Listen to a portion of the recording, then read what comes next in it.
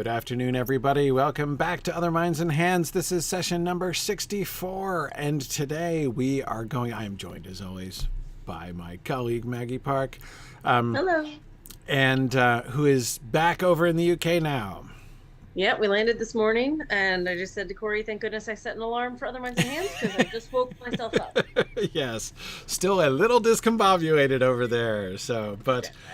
Yeah, so today we're going to return to Alice in Wonderland. This is sort of an extra session that we hadn't been planning. We were doing openings, right? So we were looking at the openings of Alice last time.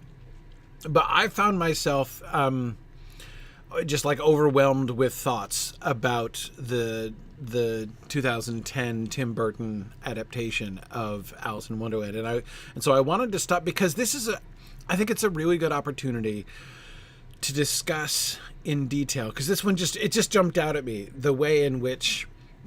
both the ways in which it is and is not connected to the text. It just seemed a really, really complicated and interesting example for thinking about how an adaptation, which is clearly a modulation adaptation, not a retelling, right? It's not just trying to retell the story. It's deliberately doing something different.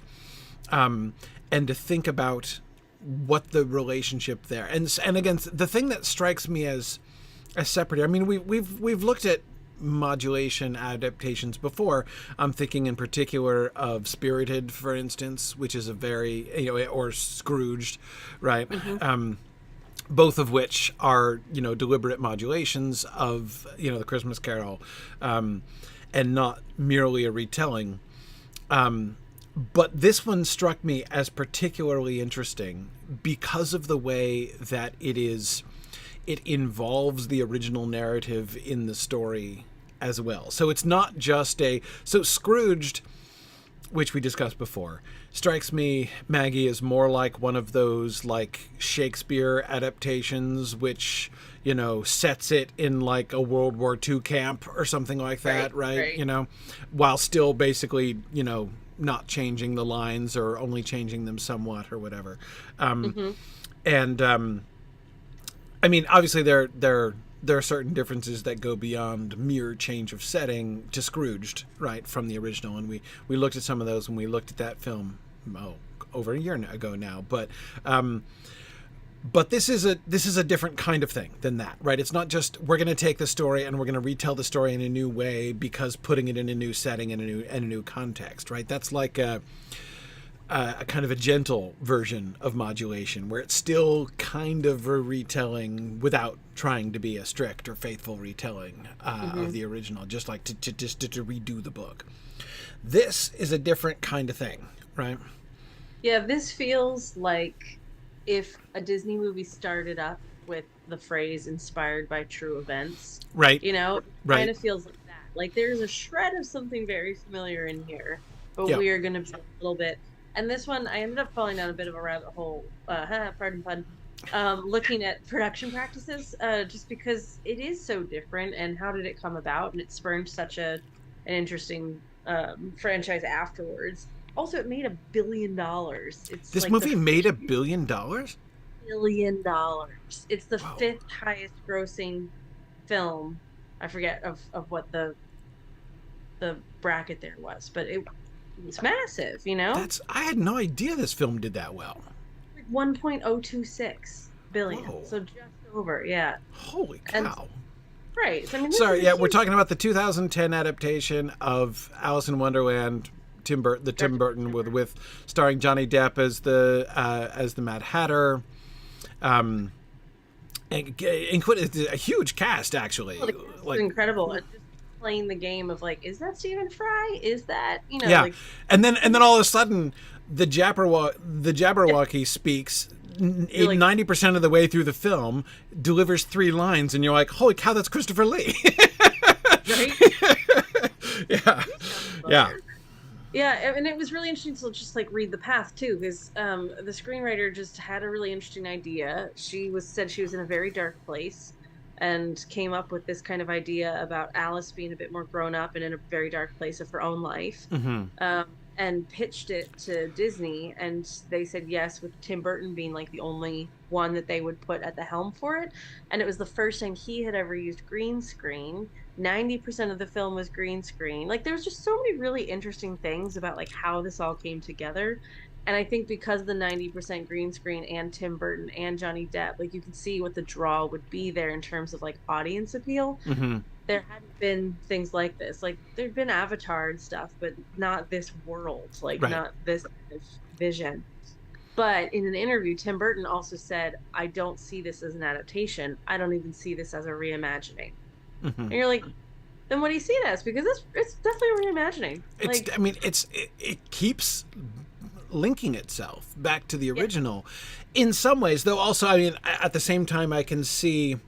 So, okay, I have a theory about that. My theory is that when he says he doesn't see this as an adaptation, what he means is he doesn't see it as a retelling.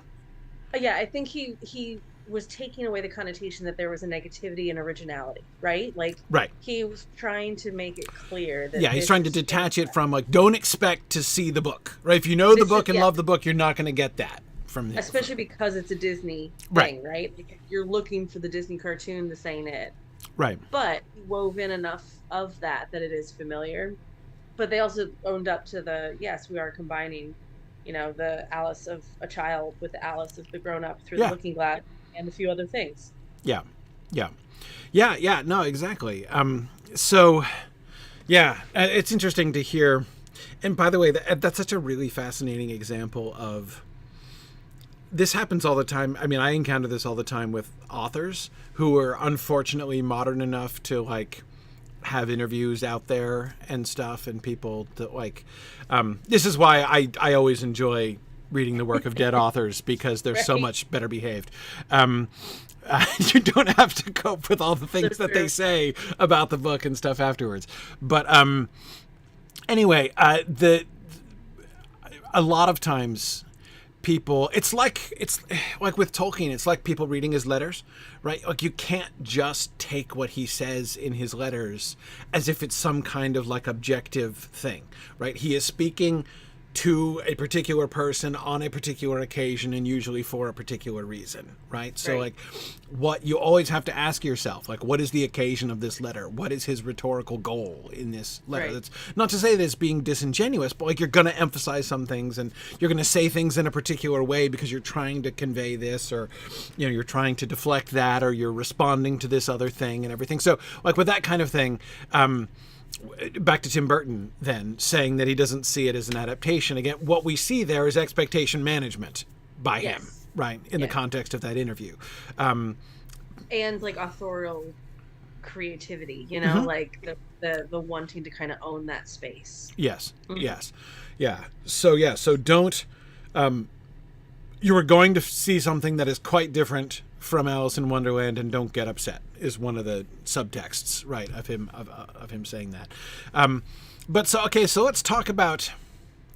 I was confessing last week that I found myself struggling against knee-jerk responses, and the thing that I kept wanting to say is they're completely missing the point of Alice in Wonderland, right? That it's one thing to make changes, it's one thing to, but. Like when you come back to thinking about the core of the original, right? Are they capturing the core of the original in some way? And the thing that I was just continually bombarded with in that film is that they've taken the story, so many of the individual elements are familiar. Right, like the characters, right? A lot of the references, even a lot of the kind of peripheral stuff. Like not only main characters like the Mad Hatter and the White Rabbit, and who gets a name? He doesn't get a name in the book, but anyway, like he's there. The blue caterpillar, Tweedledum and Tweedledee, right? So there's all but even like more peripheral stuff, like the flowers that talk, and the rocking horse fly and the dragonfly, looking glass insects from Adventures in the Looking Glass. So like there are lots of attention to detail in those kinds of ways, all of these little things, and yet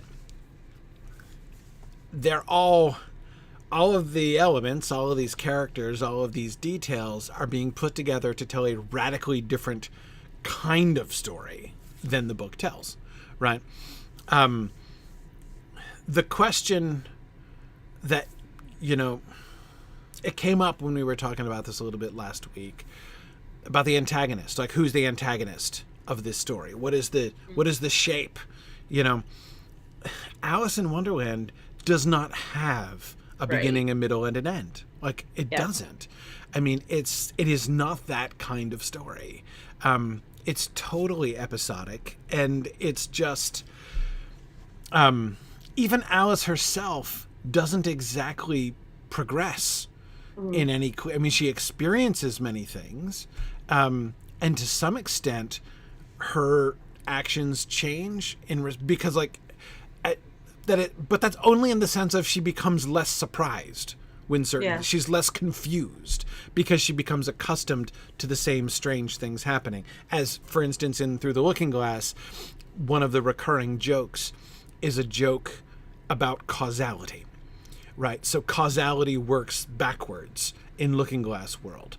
So when she's trying to cut the plum cake in order to hand it around, she can't manage it. She's trying to cut the cake and it won't cut. It won't stay cut. She's like, I can't manage this plum cake at all. And they're like, oh, you have to pass it around first and then cut it afterwards.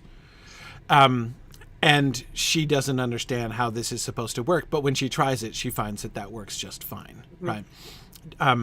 Anyway, so like that kind of weirdness, right, of like just the different rules by which the thing works really confuses her at the beginning, and she becomes a little bit more inured to it later on because she's but like that's not exactly character development.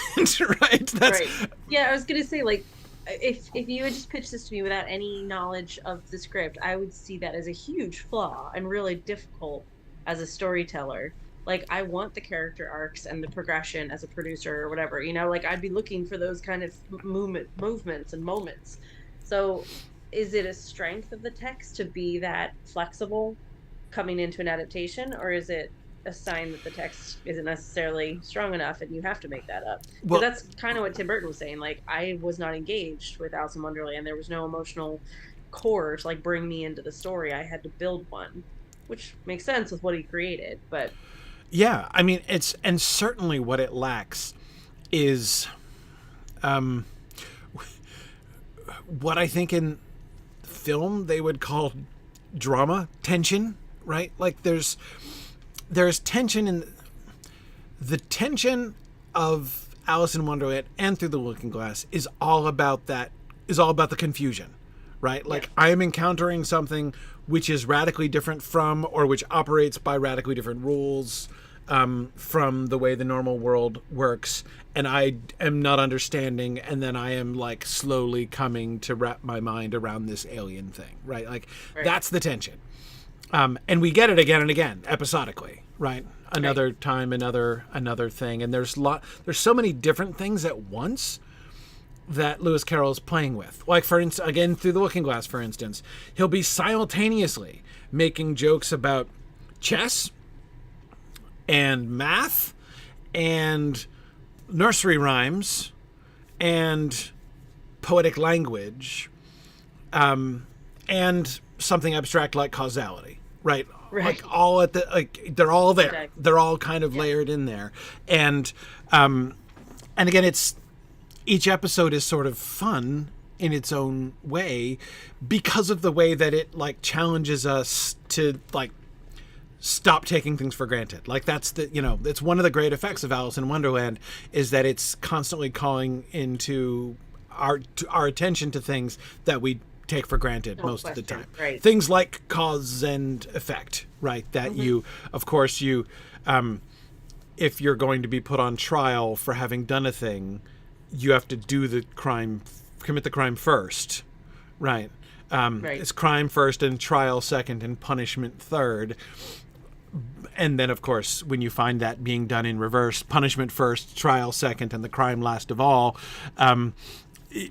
you have to wrap your mind around that, and it causes you to think about this stuff. But again, as far as character development, drama, tension, so the fact that I was, because I'm coming at when I'm watching the film, right?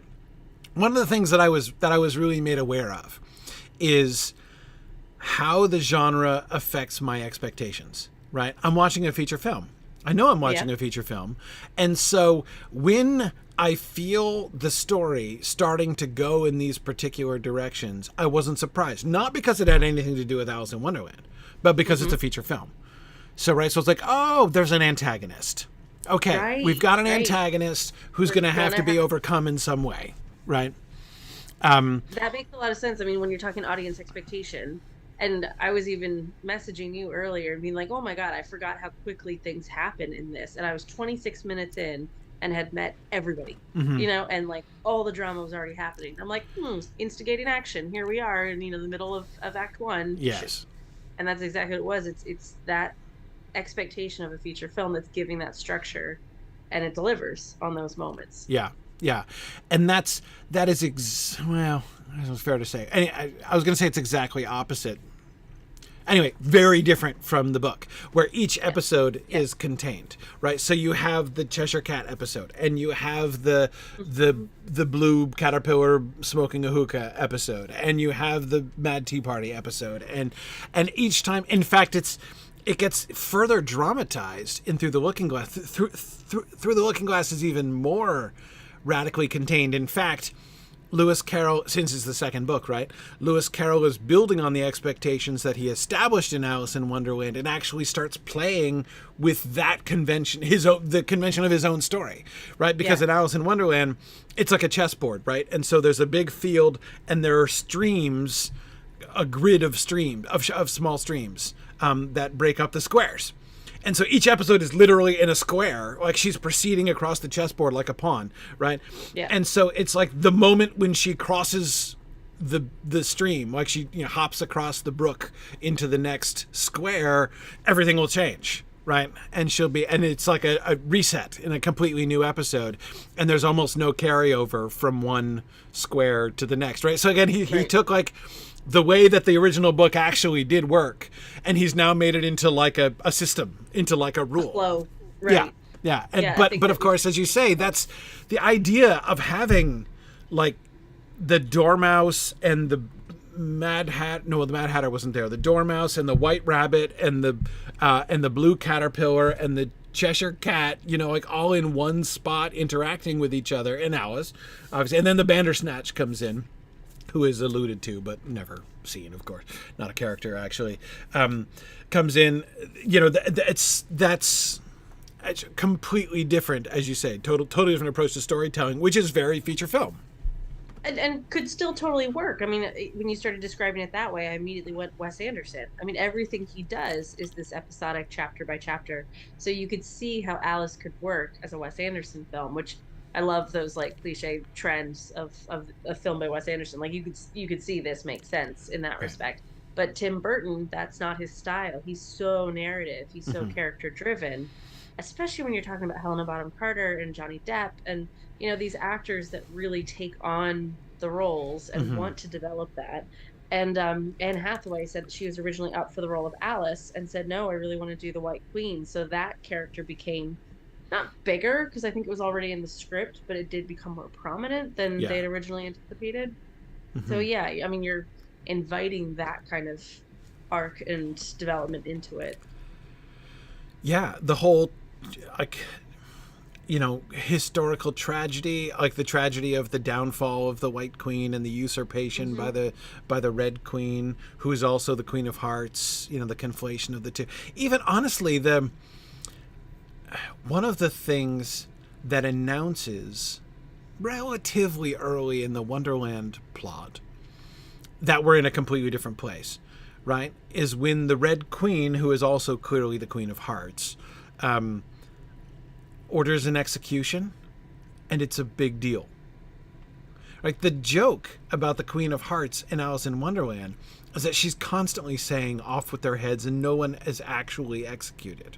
Right? Like, it's not a serious thing. Whereas, like, with the frog who stole the tarts and she orders his execution and then immediately contemplates eating his children on toast afterwards. I'm like, all right, this is different.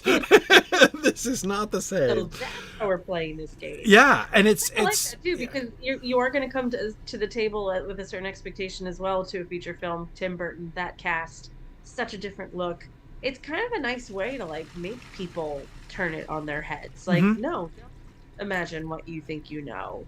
And they're targeting a different audience. I mean, it's very PG-13. It's not G. Yes. Yeah, and there's more than one occasion on which similar kind of elements, which are purely comedic elements in the original, become part of a more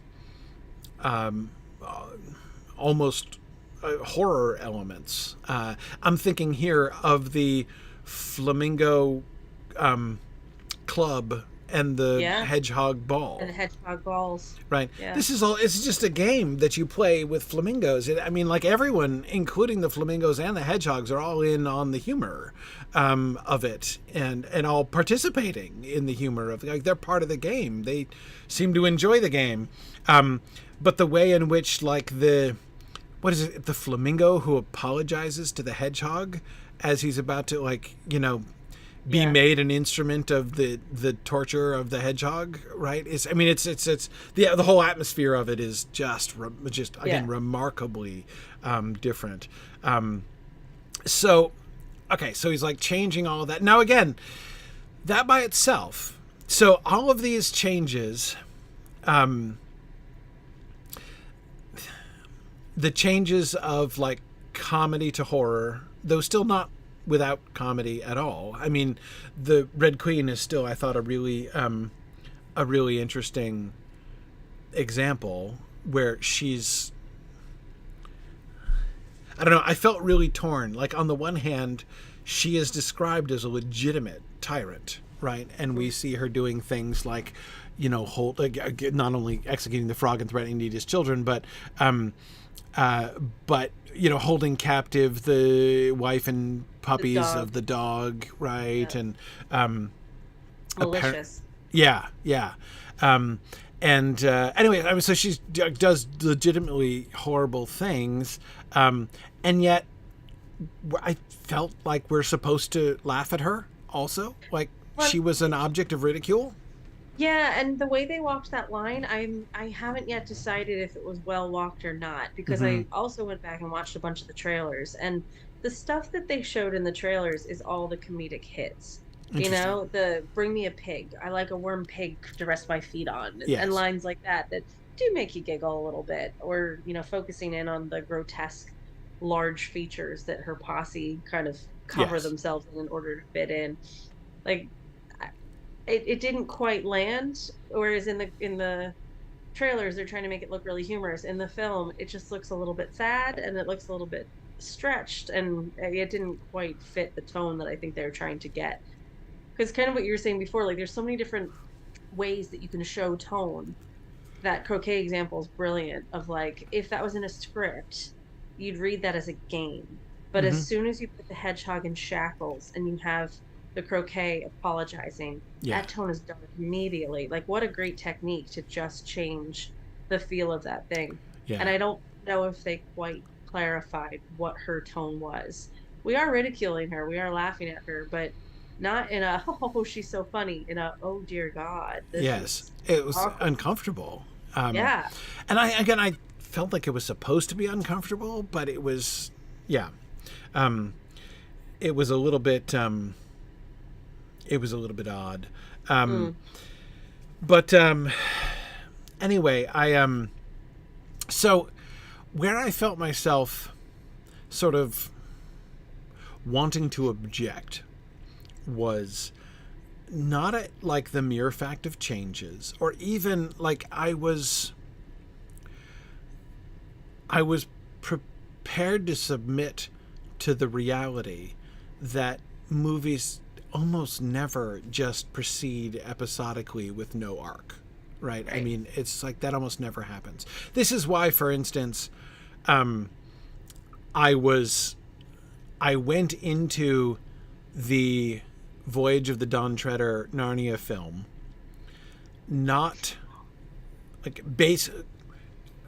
fully expecting some kind of radical change to the plot, because of course famously within the Narnia context, that is the book that is most episodic and least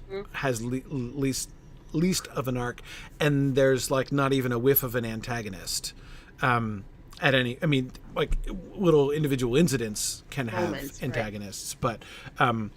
But I remember talking with people before that film came out and trying to guess, like, okay, they're going to have to fabricate an antagonist. Who's it going to be? And my money was on the magician from the Island of the Dufflepuds. I thought that he would be turned into the. When I was close, it went near the. I did not guess the Dark Island itself, which was pretty much the antagonist that they. Wasn't his uncle? It's been a long time since I've watched that. Wasn't it also his uncle that was like trying to usurp the throne, or was that during Prince Caspian? That's Prince Caspian. Okay. That's Prince Caspian. Yeah. See, and again, there, King Miraz, you've got an antagonist, right? You've got the witch, right. You've got King Miraz, you've got. Again, most of the Narnia books have a clear and present danger. I mean, but anyway, so the Dawn Treader, I knew. So I mean, so even there, like I'm accustomed to the fact that that's how feature films work, right? That's the kind of storytelling that they tend to do in feature films. The rising and falling arc.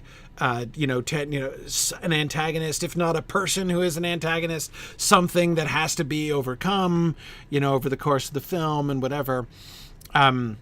So again, the mere fact that happened, that the Red Queen and the Queen of Hearts were elided into one character and made into the antagonist, didn't like shock or surprise me, but the effect of it.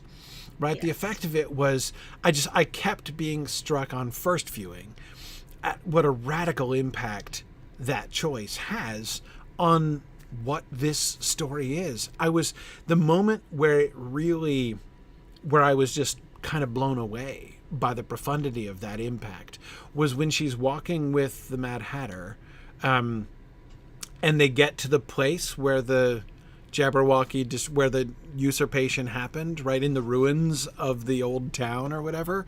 And he does the flashback thing and remembers the day when the Jabberwocky attacked and everything. And I was just like, holy cow, this is like the depth that the character of the Mad Hatter is being given, which is totally out of nowhere. I mean, as far as the book is concerned.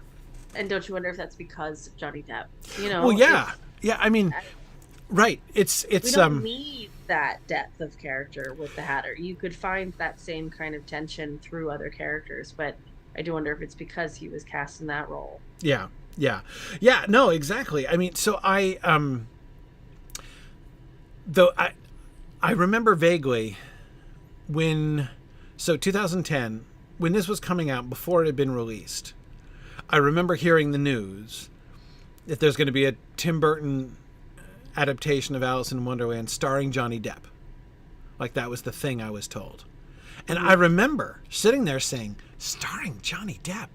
Like, who are they casting as Johnny Depp?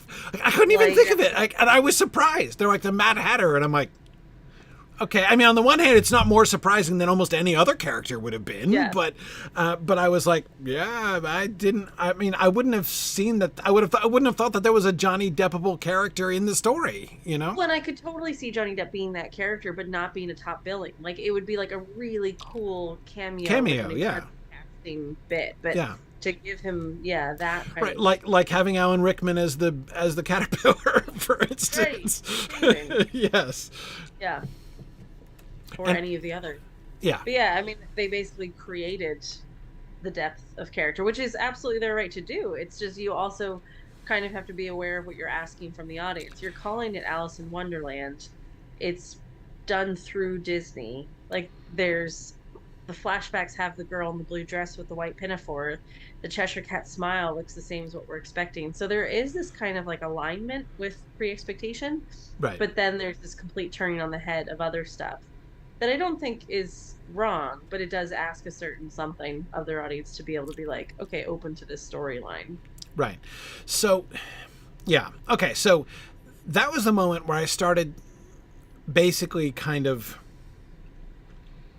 I don't know, questioning things, right? And saying, okay, like obviously I was ready for free and loose adaptation and whatever, and even the frame that will come back to the modern frame and the 19-year-old Alice, because that's a really important element, of course.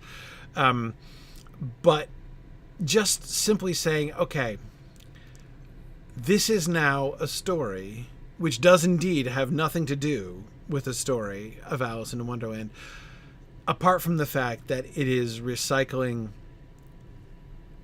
the characters in part, at least, because it's not like you could say that Johnny Depp's Mad Hatter is the Mad Hatter from the story, right? It's no. I mean, he has that name, but there's very little that Johnny Depp's character has in common with the Mad Hatter of the book.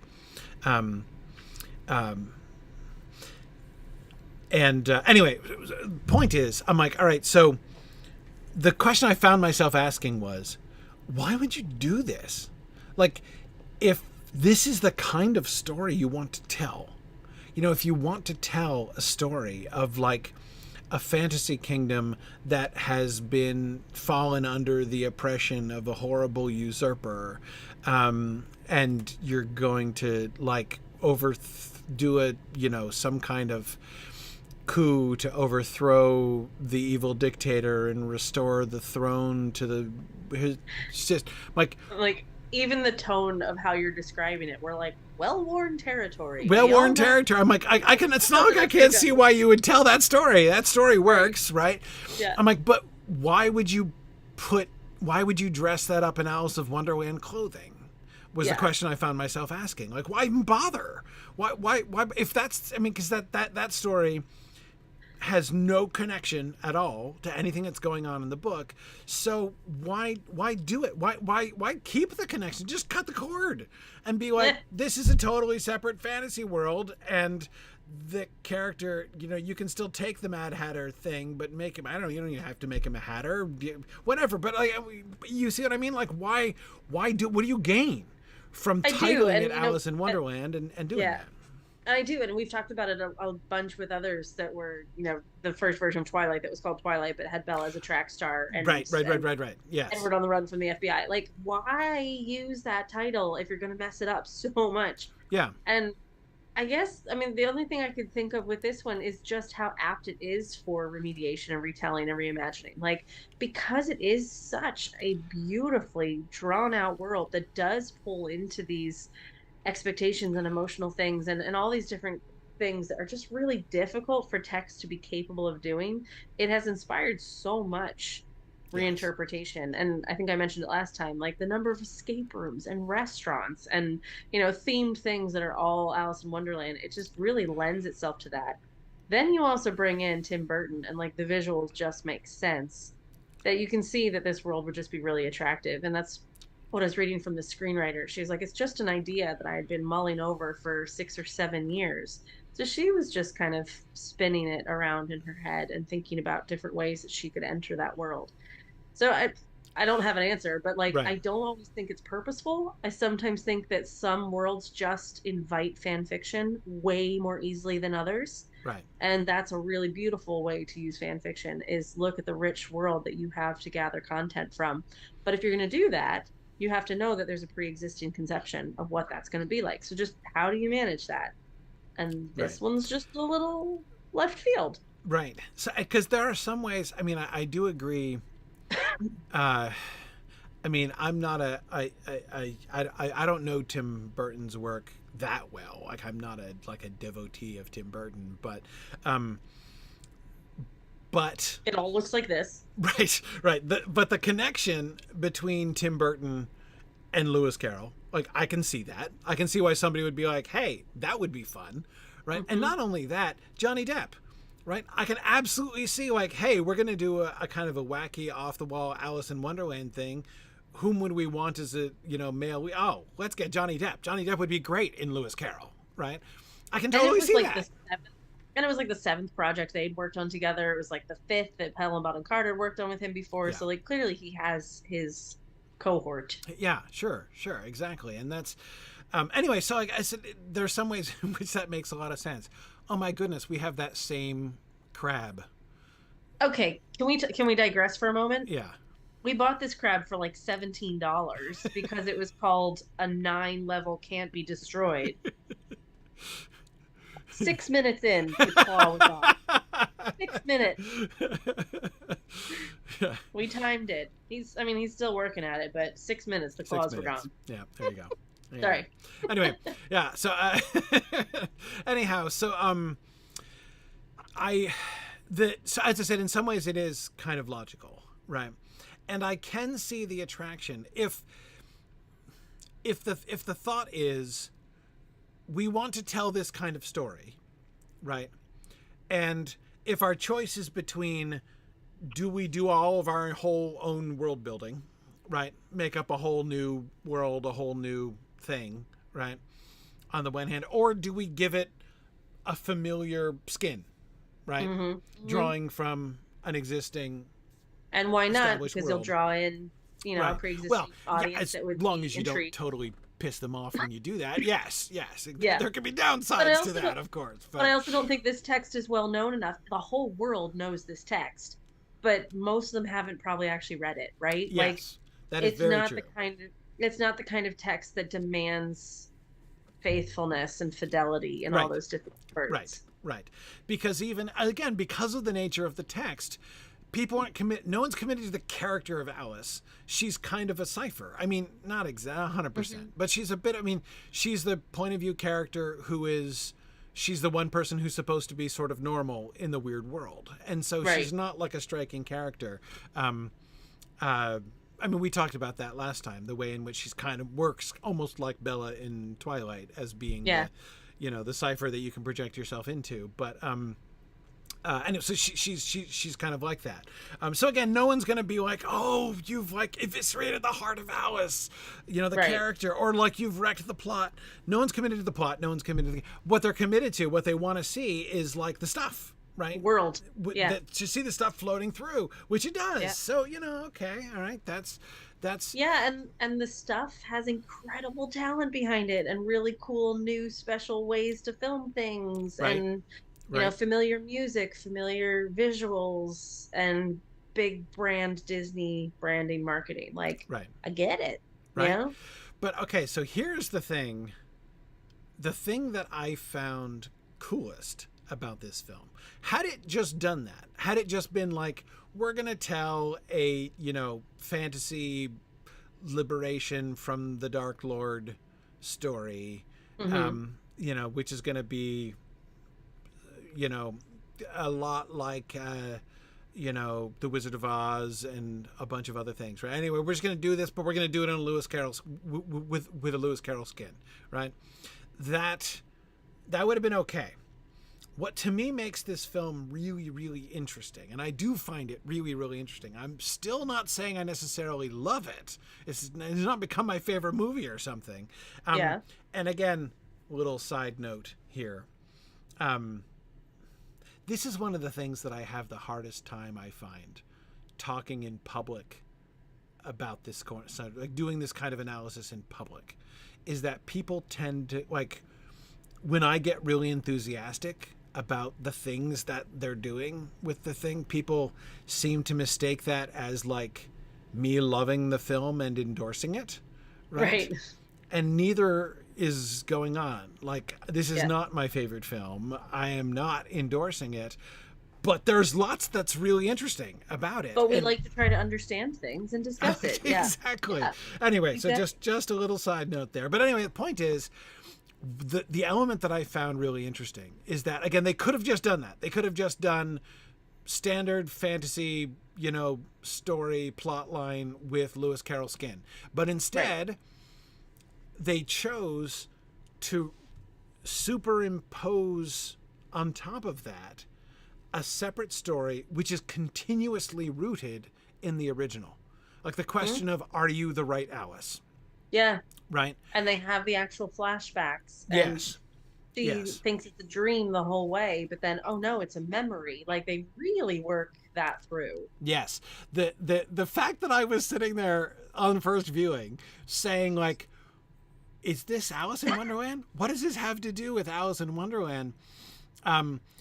But then, like, when they keep asking that very question throughout the movie, like, are you the real Alice? Is this the real Alice? Is this, it's, like, what is the connection between this thing that we're seeing and the original? Like, they kept demanding that I ask that question. I'm like, okay. That's really cool. I haven't thought about that. It kind of went a bit meta to be like, it really does. Like, is this Alice in Wonderland or is this not Alice in Wonderland? I'm like, okay.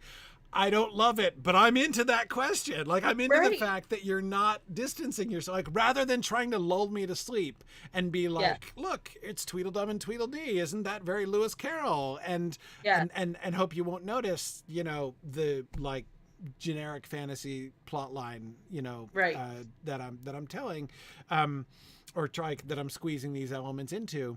Instead, it keeps doing it. And, like,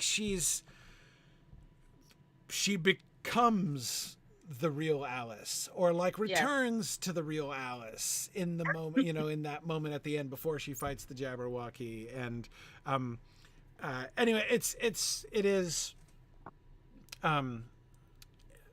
I really loved that. And then of course we go back to the frame, right? That this is, it is again, we announce the fact that it is at a distance from the original by the fact that Alice is 19 and like going to her engagement party unbeknownst to herself, right? In the mostly opening scenes and the heavy leaning into all that matrimony stuff that just isn't in existence. So they're creating a tension that we haven't had before through this familiar character.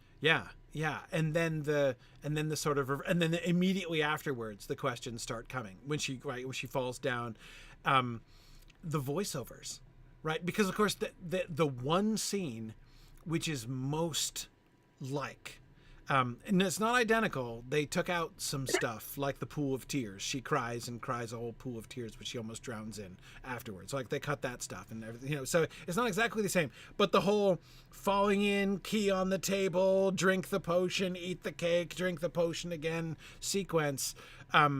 That whole sequence with the key and the door and how you can't, like, but she left the key up there when she got small, so now she can't open the door, and like that's all straight from the book. Like that is the closest adaptation of the book that they get anywhere in that entire film, right?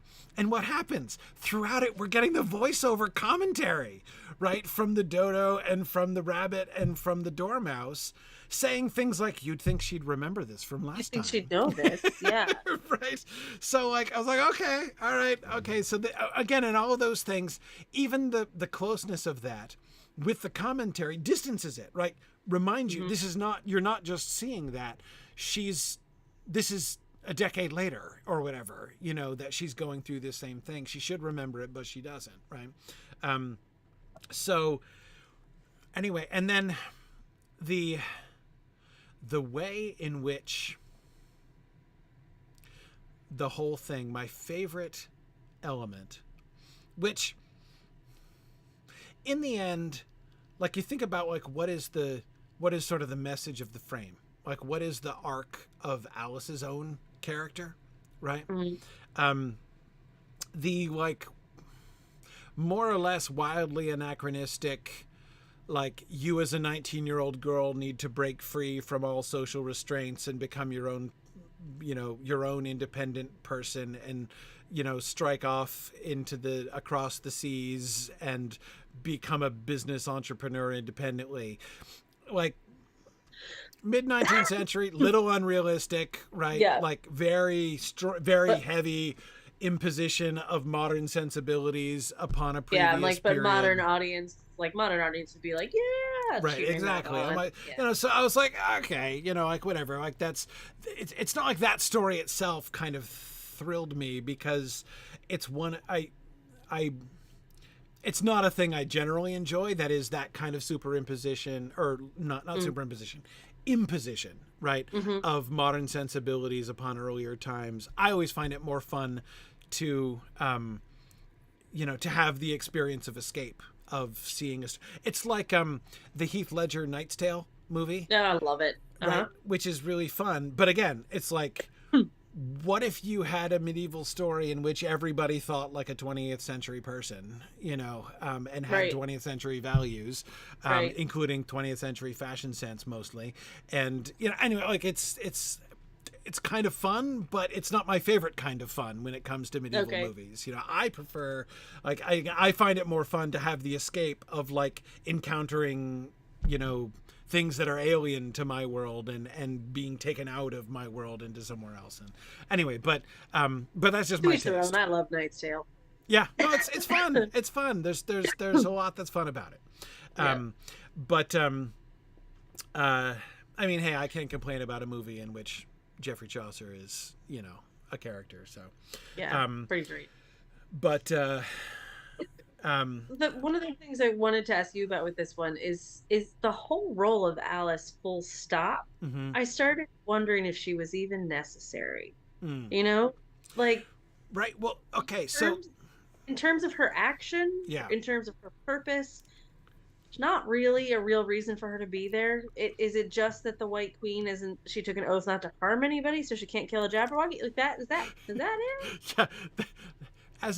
As a plot mechanic, that seemed a little bit odd. And again, they were playing with that, right? Like the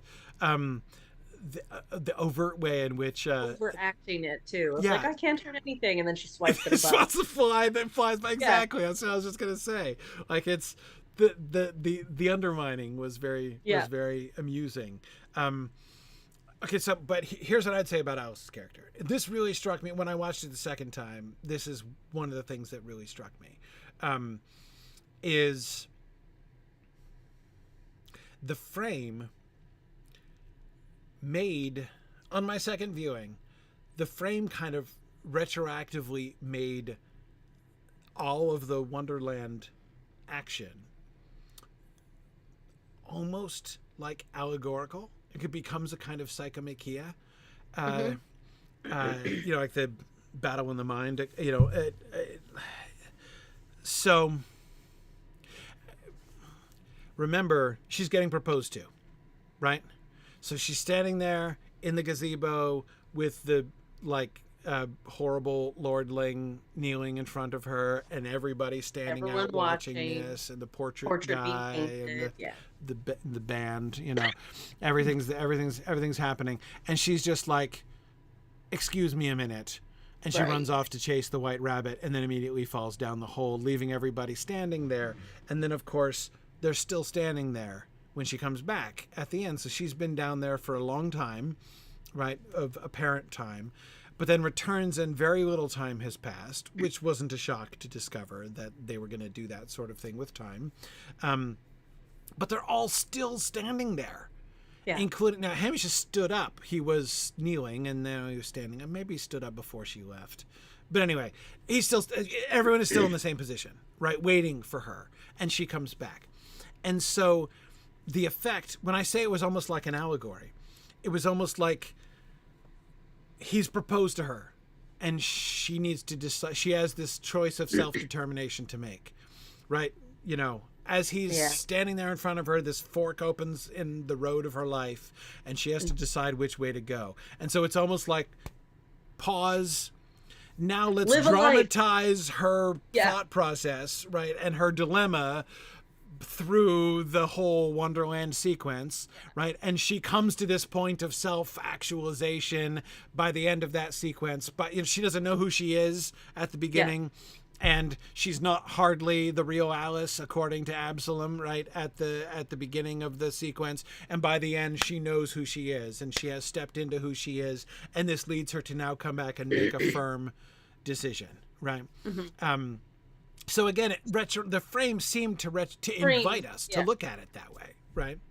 She needs to live a life in a very small window, like very much like Peter Pan going to Neverland. Like, you have to have that freedom of time to have the time to make those changes in your own character and those discoveries within your own being that can't happen in that split second of somebody asking to marry you. Right, exactly. So, so for that,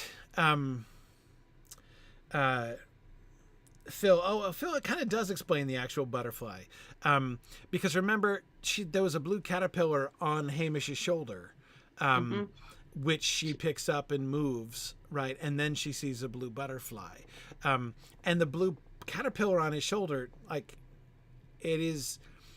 I don't know. It seemed to me like that blue caterpillar, and therefore thereafter the blue butterfly, was Absalom in the same sense that the real world characters around Dorothy are the Cowardly Lion and the, like, it was, I felt invited to see that as a kind of projection. Though it's interesting again, right? The whole question, one of the whole central dramas of the entire Wonderland sequence is this real or is it a dream? Right? Does the Mad Hatter actually exist, or is he a figment of her imagination? Is it a dream or a memory? Right? And when she comes to her moment of self-actualization, is linked to her realization that it was a memory, right? Yeah. And then those flashback moments, right? The flashback moments of her as a child, Alice. Right? The recurring dream that she's been having, with the thing she realizes was not a dream, but a memory, right? When we see the flashback to that, that's the only time we're getting the actual book being, not retold, but we get the little incidents. We see young Alice at the tea party. We see young Alice meeting, the caterpillar. We see, her painting the flowers, painting the roses, and all of that stuff. Anyway, so that she is in her later life, like when she sees the butterfly on the ship afterwards, connecting it back to the character of Absalom but again, I'm not sure, but there's a complicated thing that they're doing there, right? Because as I said, like, the frame almost invites us to see it as a kind of an allegory, like a kind of playing out of her own mental process of decision making at that moment. And yet within that process, the whole force of the narrative is that it's not a dream, it's real, right? So there's a real tension there, which you also, like, drink the Kool-Aid and the time slip is acceptable, right? Like, it does invite you to just kind of lift that questioning element and say, okay, in this world, this is what makes sense. So I don't have to worry about real and fake. There is some tie, but it's not my concern right now. This story can happen the way that it's happening without affecting what I know about within this frame. Takes a minute to get, but it's probably one of my own least favorite elements of the film is that I think I found the ending, not just because, as I say, I tend to be a little bit resistant to modern perspectives imposed on the past, but because I found the ending a little dissatisfying because the trajectory of the Wonderland story was towards reality, right? And not that I necessarily wanted her to return permanently to Wonderland and marry the Mad Hatter, like, that's not what I was exactly pining for. But at the same time, I wasn't really, the way in which her acceptance of the reality of Wonderland and her kind of the three things, right, of like, I accept that this is real and a memory and not a dream, and I know who I am, right? I am Alice Kingsley. Not only am I the real Alice, but the real Alice who is like my father's daughter, right? And I'm going to go off and, like, live my father's life, like, be the heir essentially of my father, right? Those three things didn't all kind of meld for me because I was like, the way that she leaves Wonderland, I'm like, what? It's disappointing. Do you remember the contrast I couldn't help but make was to the end of Labyrinth, the movie? Oh yeah. Right? That, like, if you need us, we'll be here, right? The kind of the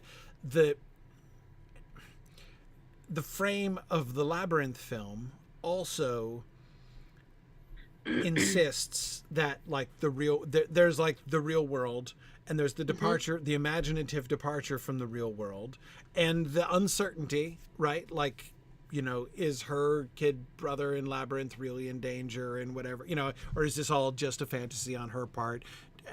Does her imagination have real consequences in the real world? The Neverending Story film also plays with the link between the fantasy world and the real world in a similar kind of way, right? And in both cases, you have both of those films, Labyrinth and The Neverending Story, end with the fantasy world having informed and changed the real world in some concrete ways. There's a similar shape here, right? We seem to be doing a similar kind of story, but I found that link less satisfying. Like the way in which she just kind of turns back on, and the seeing of the butterfly, like, I mean, she's just like, oh, hey, Absalom, you know? I was like, okay, so she has kind of incorporated that into her life and outlook to some extent, but I'm like, anyway, I just, it didn't work for me in the same way. I don't know if I have the depth of analysis for it yet, but I mean, the phrase I kept telling myself was, I'm just bored now. It didn't feel like it had the same payoff, and maybe that's what it is. The real world frame within the fantasy parallel, we're watching you in a mentory type way, didn't really pay off the way that those others do. Because by the time she actually like puts on the armor and raises her sword, like, you know where this is going. Right. You know, you kind of mentally check out. It's not the big climax that you want it to be. That happened a while ago, I think, when she starts to discover who she is and what she can do. The actual battle and everything that kind of comes after it fell a little flat for me. Yeah. No, it was a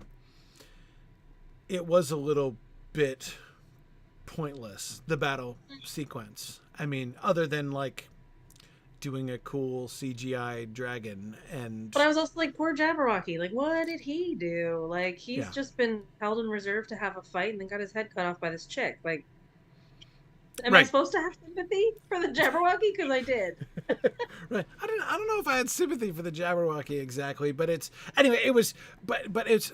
I think of the way in which they constantly depicted the battle, of, you know, where you had like the chess pieces on the one side and the cards on the other side, which is a kind of a fun, again, like chess is an organizing conceit of Through the Looking Glass, and the cards are a recurring joke in Alice in Wonderland. So it's like the two different books kind of coming together, and that was fun. But like throughout the battle sequence, you just see in the background like the whole field covered with cards and chess pieces matched up, fighting pointlessly hand to hand with nobody accomplishing anything, right? It's like everyone's just kind of standing around fighting. There's no sense that an actual battle is happening, right? It's just like the field full of fighting characters. And anyway, as you say, like, the whole thing felt kind of pointless. And of course, again, that's something, if that's a failure in that moment in the story, it's like one that they anticipated. Because, of course, we saw Alice slaying the Jabberwocky on the Oraculum from the beginning. So that sense of the predestination, you know, the inevitable predestination of the story, we know what was an element of the story. Yeah, it's like revealing your monster. Like, we know what we're supposed to see, but so by the time we see it, I suppose it could be seen as satisfying because she's fulfilling that, but there's no tension to it. It's like, yep, there she is. And of course, this also leads into my disappointment, I think, with the ending. Because, of course, you can see how, and I like this kind of play, right, between the frame narrative, the frame story, and the regular story.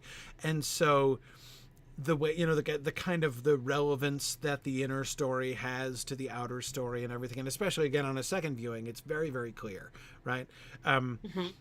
Within Wonderland, there's a question as to whether she is the right Alice, but that Alice is going to slay the Jabberwocky on the Frabjous Day is literally written on the, you know, like it's not set in stone, it's set on the parchment. But anyway, it's set from the start. Right. Like there's this plot that she is railroaded into, and this sequence that she like has to follow.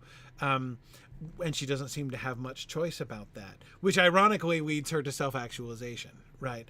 But of course, when you go back to the frame, like when you go back and you watch it a second time, all of that whole opening sequence of how she's trying to be forced to comply with the societal rules that she doesn't agree with, like corsets, and the expectations of her marriage and her being like her sister, and and all of these other things, right? Like, are you going to fill the role that everybody expects you to fulfill?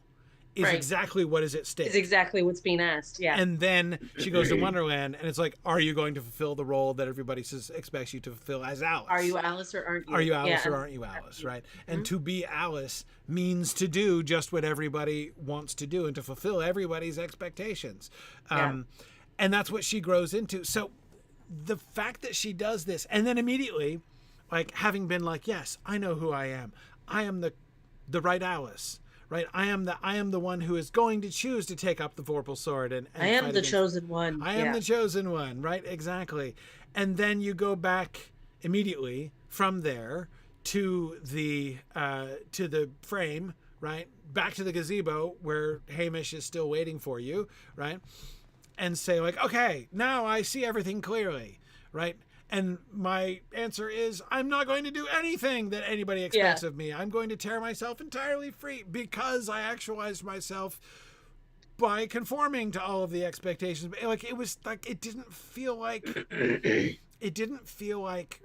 the direction that she went and the way that she went there in the closing part of the frame. It didn't feel to me payoff. I think it's back to payoff. I didn't feel like it paid off the other story fully. Yeah.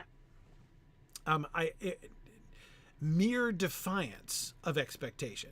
Like, I know you want me to do this and everyone expects me to do this, but I won't. I'm going to do something different from what everybody expects. Is not where I felt like the story had prompted me to be ready. No, and especially when I didn't see any of those foundations laid during her change. Mm-hmm. So where she ends up is not what we watched happen, right? Like, maybe there's a few soft skills in there that she learned about, like standing up for yourself or working alongside difficult people or something like that. But there wasn't, when it was a business person at the end, like, but you are a dragon slayer? It wasn't quite the same payoff as watching somebody train to become a black belt, whatever, and then seeing them succeed in that field. Like, yes, exactly. And that was training also montage did not pay off for this world championship. This is where my brain. Exactly. And I think also the sense in which I felt the expectations much more strongly the second time around. But even the first time around, I was feeling like there ought to be a quasi-allegorical connection between the action of Wonderland and the real world action at the end. Right. Yeah. There should not be not necessarily a 1-for-1 kind of Wizard of Oz sort of correlation, but so I found myself saying like, okay, so like, what was the Jabberwocky, that she slew metaphorically? Even if it was just like a big thunderstorm or something. There was causality. Anyway, it was weird. Like, it didn't feel like it corresponded in the way that it seemed to expect. Like, the having the entire Wonderland episode as being something that happened with a literal hitting pause in the midst of the engagement ceremony and then coming back and finishing it in the radical way that she does. Again, they didn't correspond in ways that felt like it was really paying off. So that was that. I felt that was definitely a little bit awkward, but it was awkward in the sense that I was disappointed because I liked the setup. Like, I was interested in that. I thought that imposing that kind of mechanism, taking the kind of labyrinth / never-ending story kind of plot line and imposing that on Alice in Wonderland was a really interesting concept that I kind of liked, right? Well, it's a frame that we like, like, that's a good story to tell, but there are certain payoff probably is the best word. I don't want to just keep harping on it, but it is like things that need to be realized. And if you take the frame as being enough to satisfy, then you're missing a point, you know? Mm-hmm. The frame is a vehicle where a lot of things can land, but if you don't know what the tick boxes for landing could be, then you're missing some cool opportunities. Yeah, yeah, yeah. No, I mean yeah, that's true, and yeah, Phil, I do agree. I mean, it's not like I wanted her to marry Hamish or something like that. Right. That was, I mean, it was clear.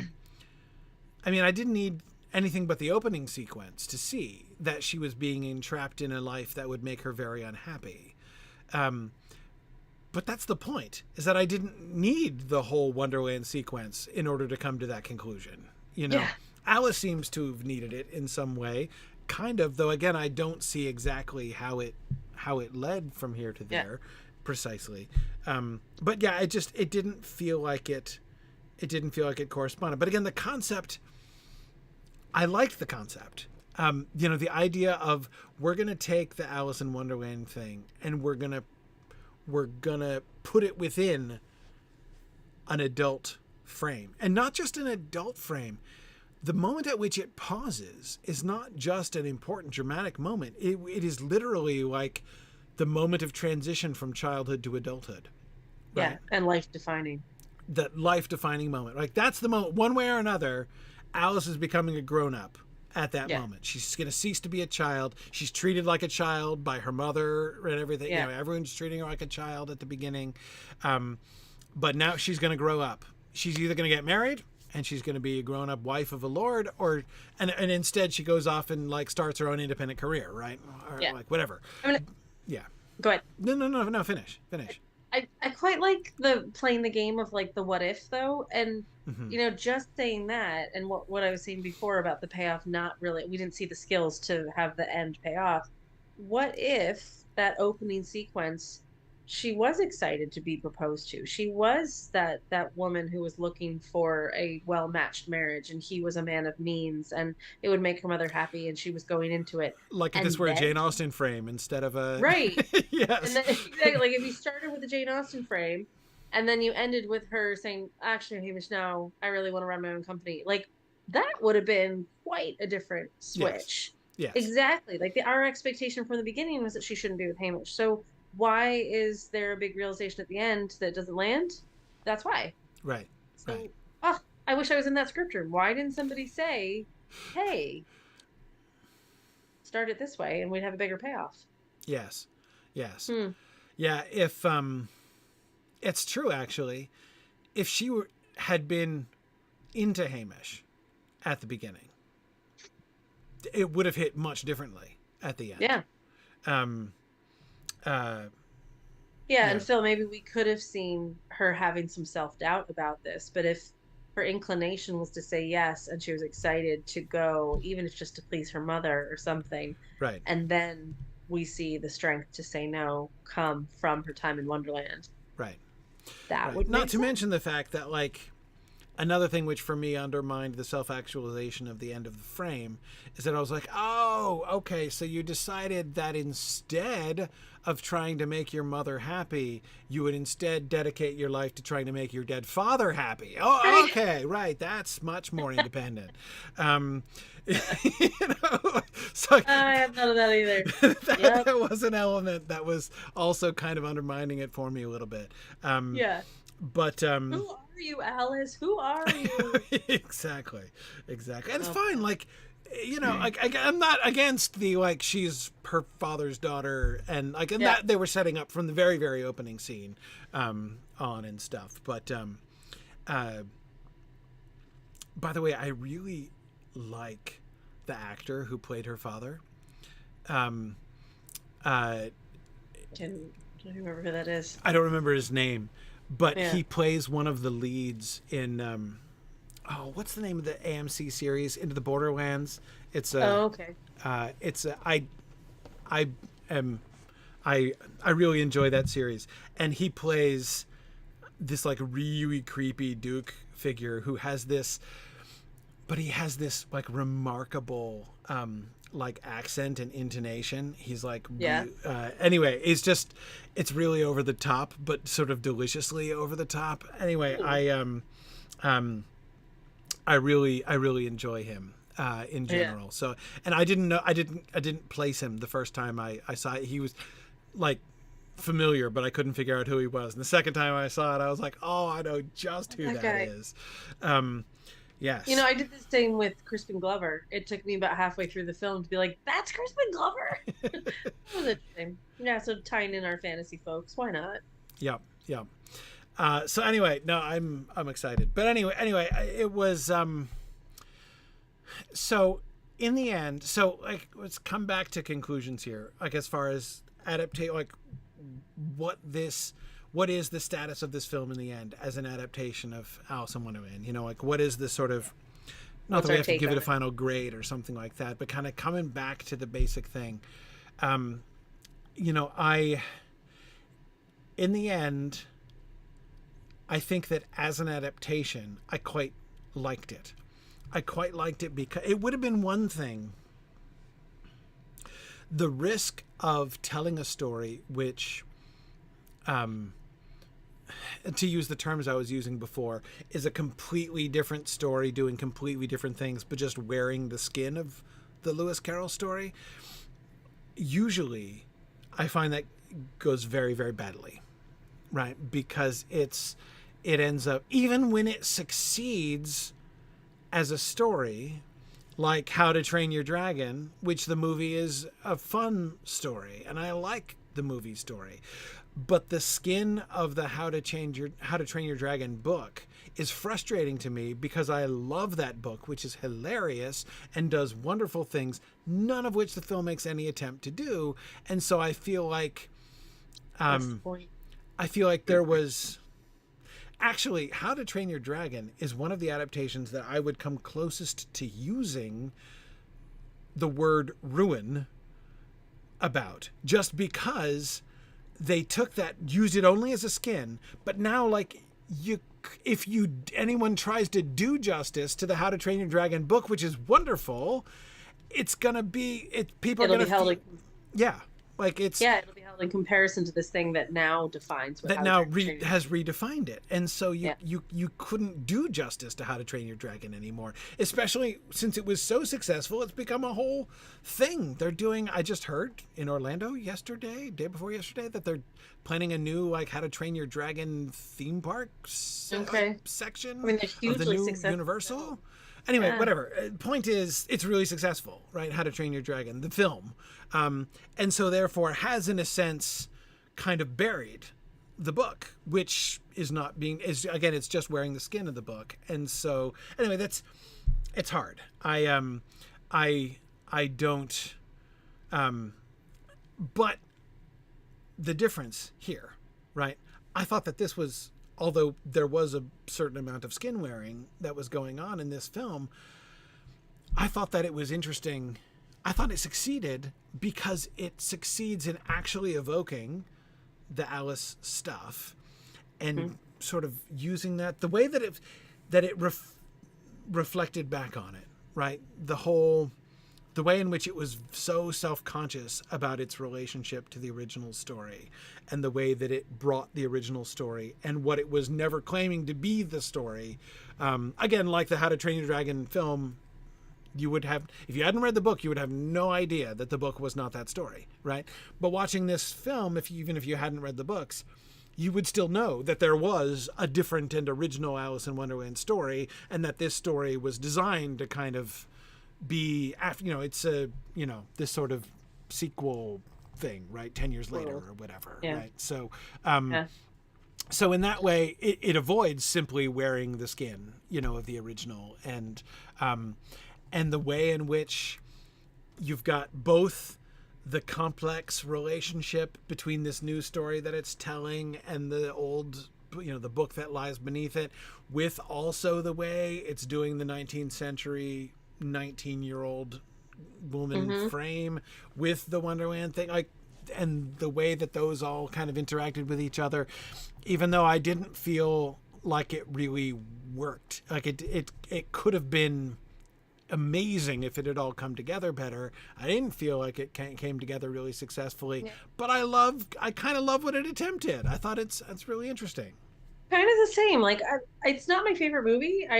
If I was still buying DVDs, it's not one I feel like I would need to pick up.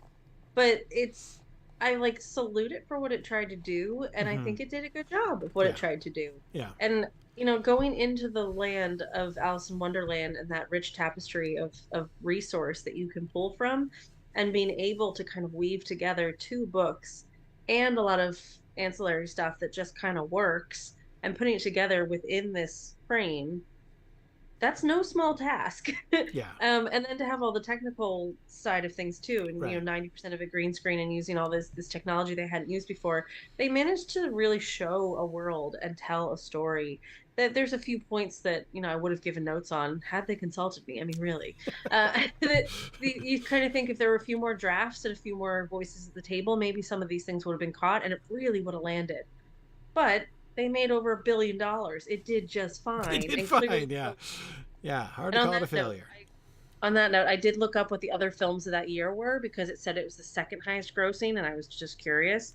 Listen to what came out that year. So number 1 was Toy Story, 1.06 billion. Alice in Wonderland was 2.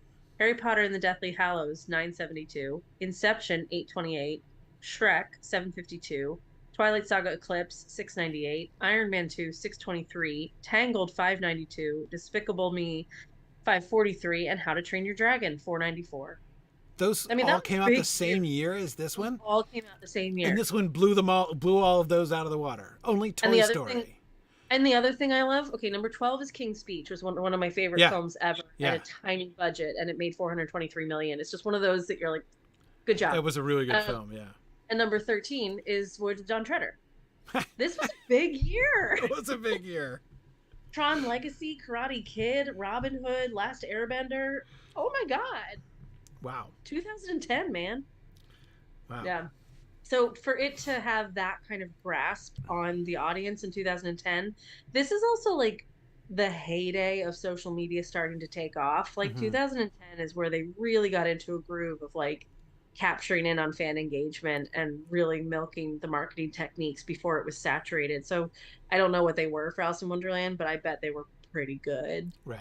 It'll be fun to see that too.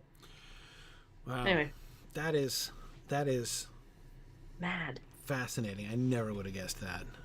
Yeah.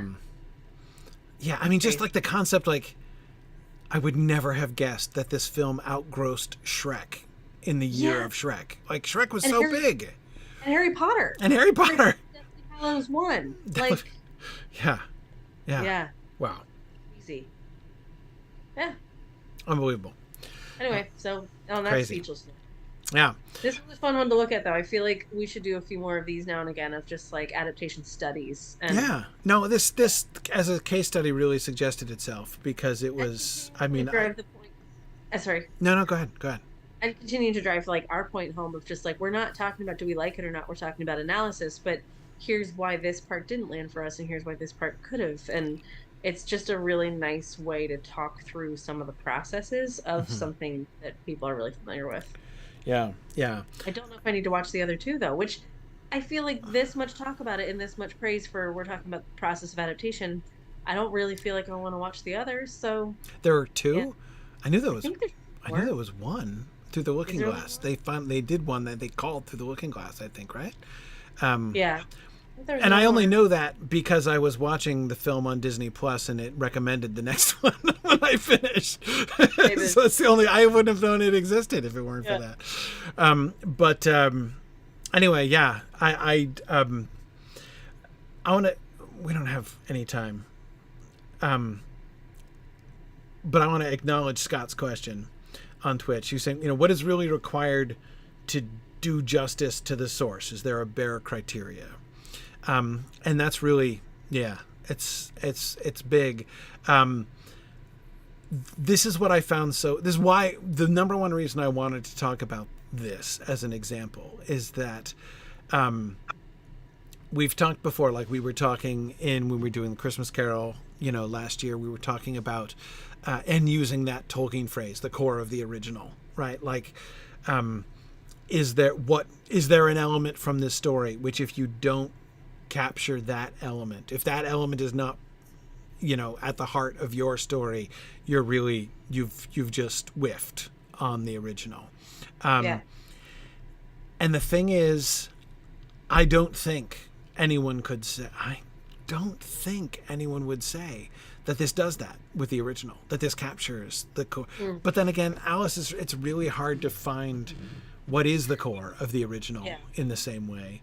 And what's everybody's original? So you're always going to be dealing with different people's level of engagement as well. So, is the original the animated Disney film, or is it the Lewis Carroll text? And how do you kind of manage the expectations between those two things and still manage to tell your own story? Yeah, no, this one is, and again, especially because it wasn't a retelling, right? And that also, I do think, creates some different sorts of standards. But then again, I come back and I think about like Tolkien adaptations, some of which I do feel very strongly don't do justice to the original, that there is a core, which if they don't, if they don't capture the core, they've really wandered off. Like the Shadows in Mordor game. But is the example that I always come back to is the adaptation that I think is furthest afield from Tolkien's world. But anyway, it is a big topic, but it's something that we can kind of keep that in mind as we move forward. On the subject of which we should talk about moving forward and let Maggie actually get some sleep finally. And my child is crying, so okay. Anyway, so we will finish up, and we'll finish up by saying, first of all, two things. One, I won't be available next week, so we won't be meeting next week. No broadcast for me next week. I'll be away from home. Family trip, but we'll be back the week after. So 2 weeks from today, we will be back. And when we are back 2 weeks from today, starting at our new time of 4:30 p.m. Eastern time, we will we'll be talking about Winnie the Pooh. Winnie the Pooh. So we're going to be looking at the book, of course, and we're going to do openings again. So we're going to do another openings session where we're going to be looking at Winnie the Pooh, and we're going to be looking at the classic Disney animation, and we're going to be looking at the recent live action version that was just, what was it? I'm blanking on the name. Did they? Oh, I don't remember. What was it like? I'm being called. Yeah, I'm going to go. Anyway, we should go. Thank you very much, Maggie. Have a good night. Bye, guys. Thank you. Bye, everybody. See you guys in 2 weeks.